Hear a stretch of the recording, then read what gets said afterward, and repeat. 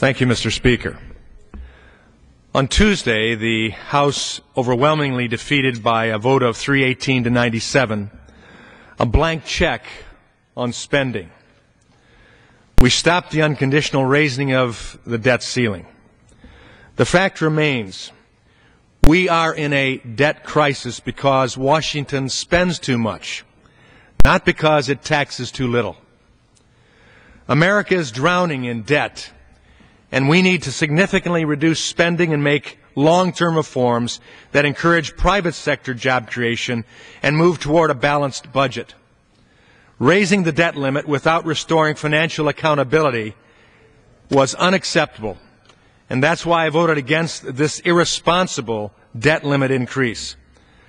I can't comprehend why this administration continues to push the same dangerous, failed strategy that got us into this economic mess.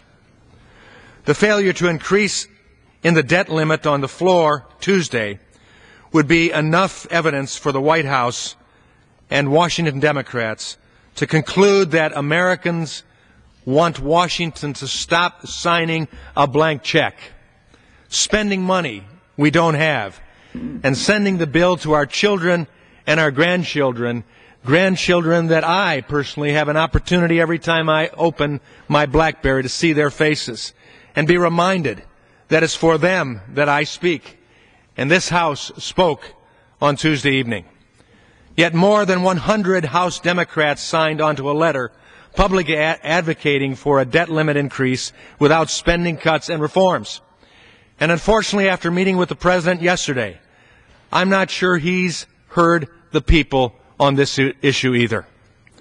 According to the latest evidence, only 11% of Americans support a blank check raising of the debt limit and more spending.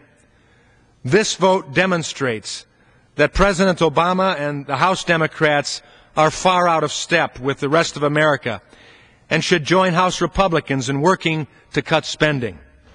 The American people have said no to the Democrats, and they're not going to take it anymore. Not another blank check of more spending and more debt for the Obama administration. It's the time now to think of the next generation and not the next election, and take time to rip up a blank check of defeat for our country. I yield back. Gentleman yields back. The chair recognizes